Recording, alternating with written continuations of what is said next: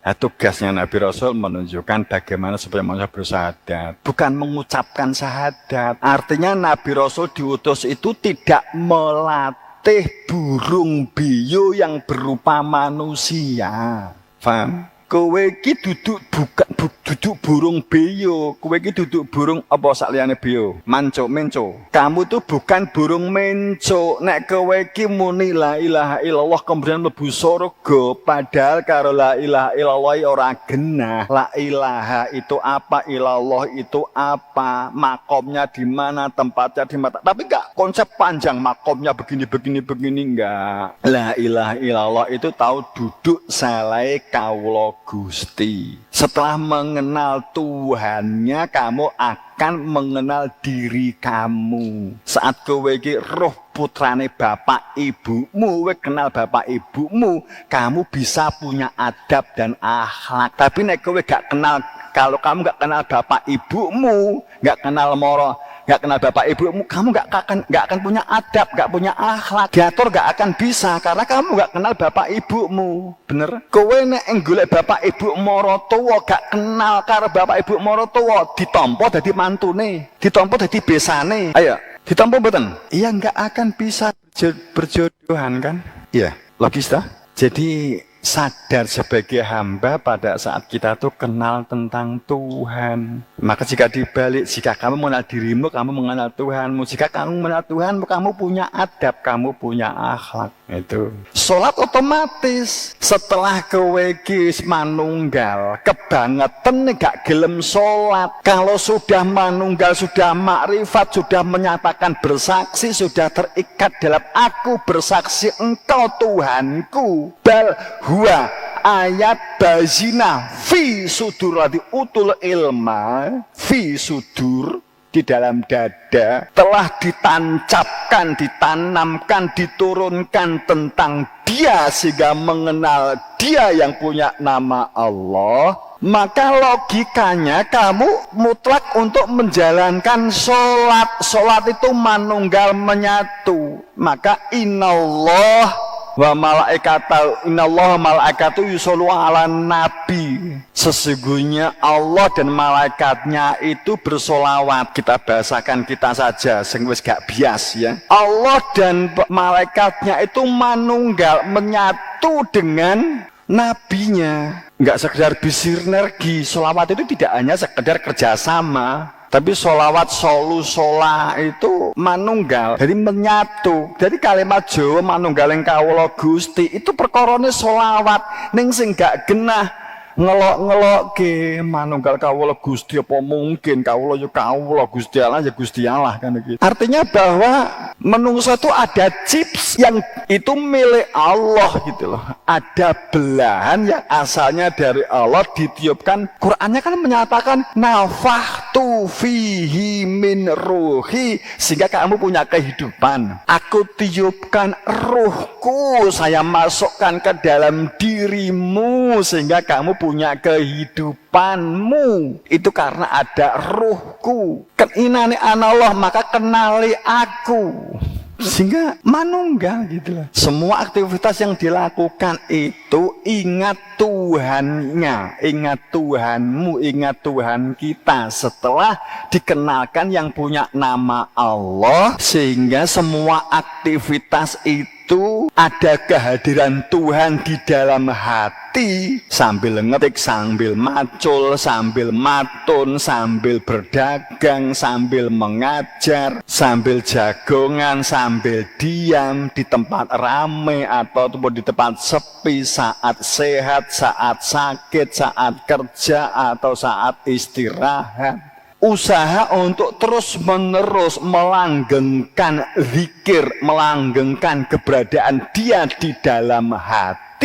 Itu namanya kamu manunggal. Itu namanya sholat. Itu sholat. Kalau sholat yang jedat-jentit, definisi ini kan hasil pikiran manusia sebenarnya. Saya ngomong begini tapi sudah dilegalkan loh ya para imam. Itu sudah, itu sholat. Engko terus kok ini gak salah, tak jantur. Sholat sudah terlanjur tereduksi, sudah terlanjur diambil alih oleh hanya sekedar sekedar jentat-jentit, jentut-jentot ini, pasal jempalian ini, sholat sudah diambil alih oleh definisi itu selama ini, sehingga pada saat di luar ritual itu tidak sholat. Kalepannya akimi sholat, jadilah orang yang mukimi sholat. Sholat itu akimi sholat, tegak terus menerus, sehingga kamu menjadi orang yang mukim di dalam sholat, tidak pernah henti di dalam nyambung dengan Tuhan. Itu namanya mukim. Cerdas, kamu akan menjadi orang cerdas. Sholat yang ritual benar. Katakanlah kalau kita memilah itu ya, katakanlah ada sholat yang syar'i. Sebenarnya sholat syar'i pun juga keseharian sih. Jadi sholat yang fikliyah, dan ada yang sholat, katakanlah sholat daim. Sholat yang dalam kehidupan sehari-hari selalu ada kehadiran Tuhan. Itu dikatakan sholat daim. Katakanlah begitu aja. Jadi itu sholat. Dan sholat itu membentuk kepribadian. Orang akademik mengatakan membentuk attitude, membentuk karakter.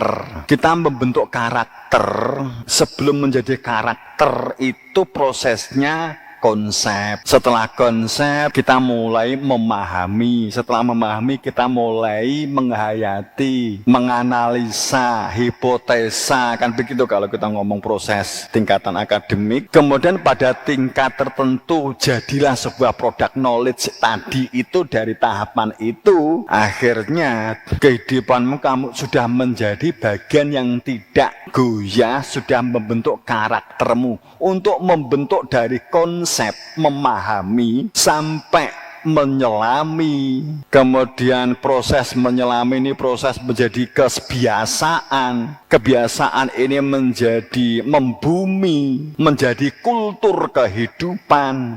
Kultur ini akhirnya disebut kultur, sudah merupakan kehidupan komunitas sebagai sebuah komunal. Ini karakternya sudah banyak yang terbentuk yang sama. Katakanlah begitu, maka ini sudah mengkultur di masyarakat. Pada sudah seperti ini, jika buruk maka dibenahinya kesulitan. Artinya ada proses. Tadi saya intinya ada proses. Dan ada untuk menjaga supaya tetap di dalam budaya yang baik itu. Budaya berpikir yang positif, berpikir yang baik, berpikir untuk kemajuan, berpikir untuk kreatif, inovatif, umpamanya begitu. Berpikir menjadi manusia dan sadar sebagai manusia adalah hamba Tuhan. Ini butuh proses. Maka ada sholat, maka ada puasa, maka ada zakat. Jadi bukan semata-mata sholat untuk ganjaran 17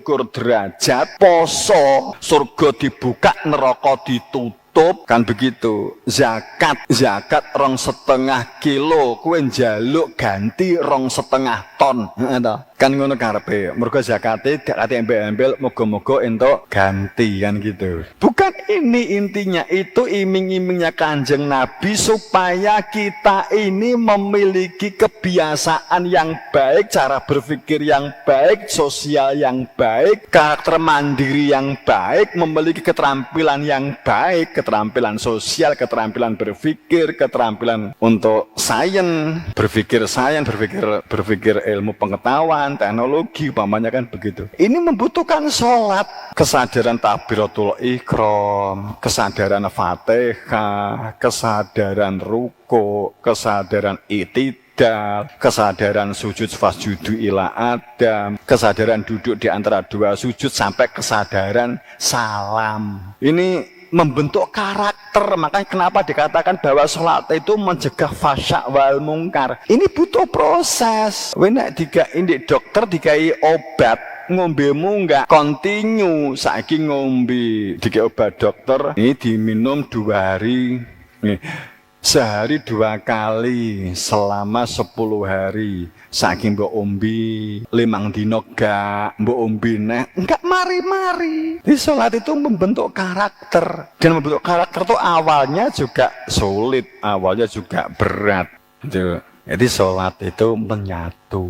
Jadi sholat itu saat kita sholat, sholat yang ritual itu untuk membentuk karakter kita, untuk berada di dalam kesadaran hamba itu di dalam sholat itu.